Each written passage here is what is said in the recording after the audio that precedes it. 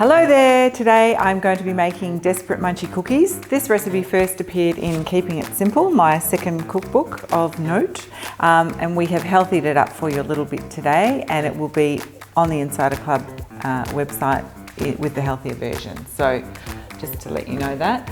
So first up, I've already roasted the almonds. So we've got 160 grams of whole almonds here, and they have been roasted in the oven. And what I do always with roasting nuts, I weigh them out, put them on the tray, put them into a cold oven set to 200 degrees and leave them there for 10 minutes. And I put the timer on and make sure I listen out for that timer, because otherwise you have toast.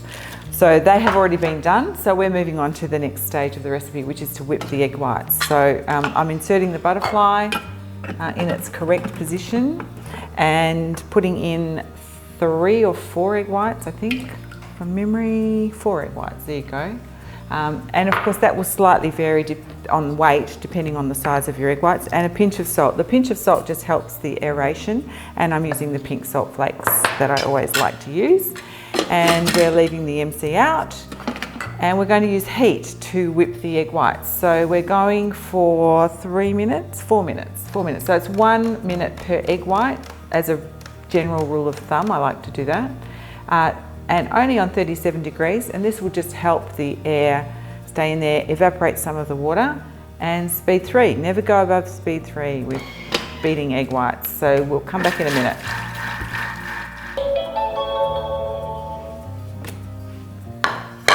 So our egg whites have been whipped, and you can see that they're quite nice and fluffy. We've added no sugar yet, so there's not a meringue so much. It's about the whipping of the egg whites. So I'm going to remove the butterfly now and put that back in the cradle.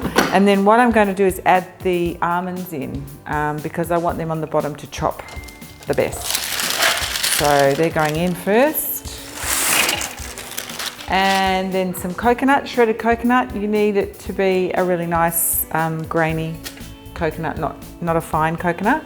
We've got cacao powder here, it's 75 grams. This in fact is acting as your flour almost to bind everything together, so don't skimp on that.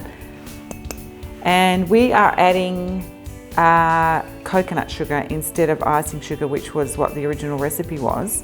So this adds a beautiful caramel taste. I've cut the sugar back a little bit as well, but it's still really, really nice and a slightly different texture, a little more chewy perhaps. So that goes in as well. This is cacao nibs as opposed to chopped chips, so that's our little healthy salute.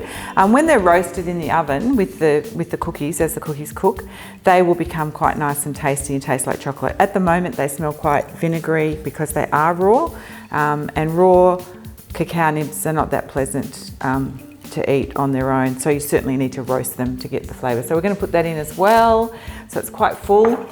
And we're going to mix this for 16 seconds on speed 8. So we might find that an almond gets underneath the blade perhaps, so we'll perhaps have to stop and adjust it, but we'll see how we go. So we're going 15 seconds speed 8.